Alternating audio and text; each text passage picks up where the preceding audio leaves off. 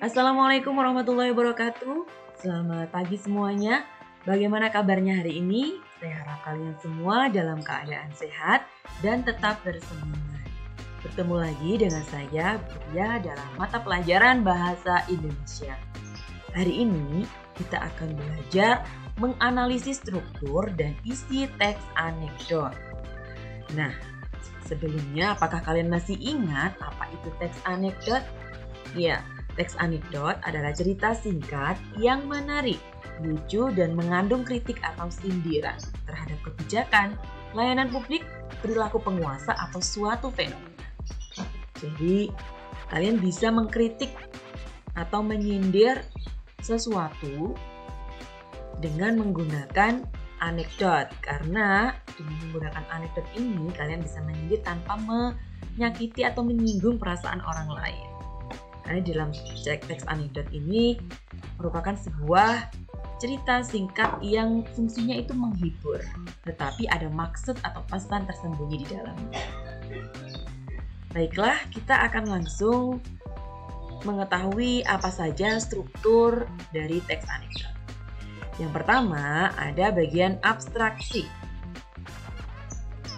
Pada bagian ini itu berisi gambaran secara umum tentang kejadian dalam cerita. Biasanya tandai penggunaan keterangan waktu lampau. Misalnya saat itu, pada waktu itu, pada zaman dahulu kala. Jadi ini keterangan waktu lampau. Tetapi tidak harus ada ya keterangan waktu lampau, tergantung ceritanya.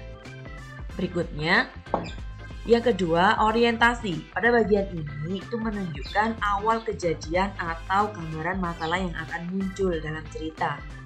Kalau itu sebuah dialog, bisa pertanyaan-pertanyaan mulai muncul ya. Ada pertanyaan-pertanyaan, gambaran masalah yang akan muncul dalam cerita. Berikutnya, yang ketiga, krisis. Pada bagian ini, itu bagian inti dari cerita anekdot yang menggelitik, menyindir, dan mengundang tawa. Jadi, dalam bagian krisis ini akan muncul hal yang menggelitik atau ada pesan yang tersirat dalamnya. Berikutnya bagian keempat yaitu reaksi. Pada bagian ini merupakan tanggapan atau respon terhadap krisis yang dinyatakan sebelumnya. Jadi setelah ada krisis yang tadi disampaikan, barulah responnya seperti apa. Itu bagian reaksi. Yang terakhir adalah koda. Koda ini bagian penutup cerita yang biasanya berupa penyelesaian yang menjadi pertanda berakhirnya cerita. Penyelesaian ini bisa jadi merupakan amanat atau pesan yang secara tersurat itu tertulis sedikit di dalam sebuah cerita. Ya. Baiklah, ini tadi ada struktur teks anekdot ya, ada 5 yaitu abstraksi, orientasi, krisis, reaksi, dan koda. Namun, kelima struktur ini tidak wajib ada. Semua yang hukumnya boleh ada, boleh tidak itu adalah bagian koda. Jadi ini hukumnya sunnah, boleh ada, boleh tidak. Yang terpenting dalam sebuah teks anekdot itu ada bagian krisis, yaitu bagian sindiran. Karena kalau tidak ada sindirannya, maka itu bukan merupakan teks anekdot. Jadi teks anekdot merupakan inti dari krisis, merupakan inti dari teks anekdot. Kita lanjutkan bagaimana cara menganalisis struktur teks anekdot ya. Ini ada sebuah teks anekdot judulnya Kursi yang Membuat Lupa. Kita baca terlebih dahulu. Di suatu siang ada 2 bocah yang tengah bercanda di bawah pohon rindang. Bagus. Anton, kita main tebak-tebakan yuk. Kursi apa yang membuat orang lupa ingatan? Anton, kursi goyang. Orang yang duduk di atas kursi goyang akan mengantuk dan tertidur. Saat tidur orang kan lupa. Bagus tertawa. Meski lucu tapi jawabanmu salah.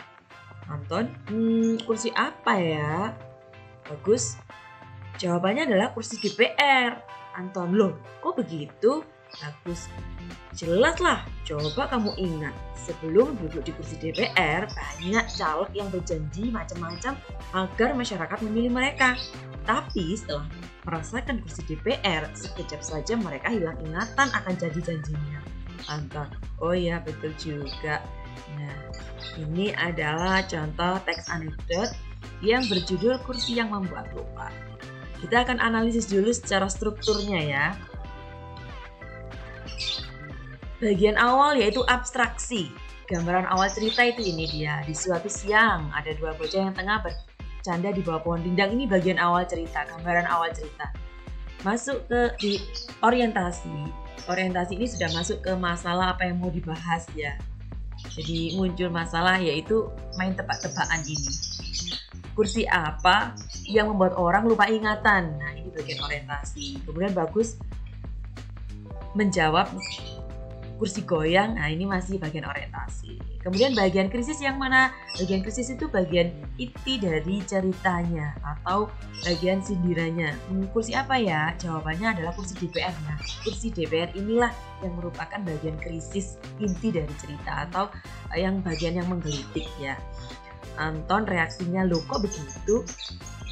Nah, itu reaksi Anton setelah mendengar bahwa yang menjadi sindirannya itu atau kritikannya adalah kursi DPR sih ya.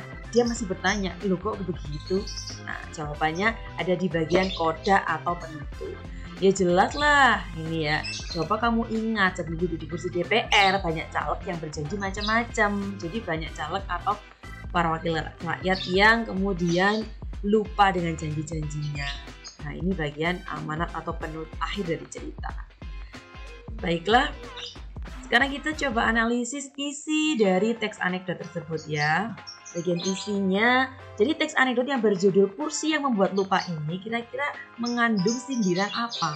Jadi ini mengandung sindiran secara halus yang ditujukan kepada para wakil rakyat yang ingkar janji setelah mereka berhasil mendapatkan jabatan yang diinginkan. Buktinya kursi tersebut bisa membuat lupa ya, lupa atau hilang ingatan. Itu maksudnya adalah mereka ingkar janji dengan apa yang mereka janji-janjikan kepada rakyat. Nah, sekarang kita coba analisis struktur anekdot yang kedua. Ini ada becak dilarang masuk. Nah, ini sudah pernah kita bahas ya. Bagaimana untuk menganalisis struktur teks anekdot becak dilarang masuk? Kita lihat. Pada bagian abstraksi itu yang mana? Nah, pada bagian abstraksi ini adalah saat menjadi presiden, Gus Dur pernah bercerita kepada Menteri Pertahanan Mahfud MD tentang orang Madura yang katanya banyak akal dan cerdik. Ini bagian abstraksi. Kemudian bagian orientasi, bagian masalahnya di mana? Nah, ceritanya ada seorang tukang becak ini lah awal cerita masalahnya, yaitu tukang becak ini masuk ke jalan yang ada rambut kabar becak disilang dengan garis hitam. Jadi becak itu menerobos atau melanggar rambu lalu lintas ya. Bahwa di situ ada becak dilarang masuk tapi dia dapat masuk saja. Bagian krisis itu bagian inti permasalahan ini. Permasalahannya ada di sini, percakapan antara polisi dengan tukang becak. Jadi apa kamu tidak melihat gambar itu? Itu kan gambar becak tak boleh masuk jalan ini, bentak Pak Polisi. Oh saya melihat Pak, tapi itu kan gambarnya becak kosong, tidak ada pengemudinya. Becak saya kan ada yang mengemudi, jadi tidak kosong, berarti boleh masuk. Jawab si tukang becak. Ini bagian krisisnya ya. Kemudian reaksinya, reaksi setelah mendengar bagian yang menggelitik ini atau yang menggelikan ini. Bodoh, apa kamu tidak bisa baca? Di bawah gambar itu kan ada tulisan bahwa becak dilarang masuk, bentak Pak Polisi. Ini bagian reaksinya. Kemudian koda itu bagian akhir cerita atau penutup. Ini, tidak Pak, saya tidak bisa baca. Kalau saya bisa membaca, maka saya jadi polisi seperti sampean, bukan jadi tukang becak seperti ini. Jawab si tukang becak sambil cengengesan. Nah, ini bagian koda atau penutup cerita ya, atau penyelesaian cerita. Ini bagaimana cara menganalisis struktur teks anekdot. Sekarang kita akan analisis isi teks anekdot. Jadi, teks anekdot yang berjudul Becak Dilarang Masuk tersebut itu mengandung sindiran secara halus yang ditujukan bagi pengguna jalan raya yang tidak memahami petunjuk rambu-rambu lalu lintas dan masyarakat yang sering melanggar peraturan lalu lintas. Seperti itu. Baiklah. Terima kasih anak-anak sudah menyimak video pembelajaran dengan baik. Mudah-mudahan video ini bermanfaat. Dan saya akhiri. Assalamualaikum warahmatullahi wabarakatuh.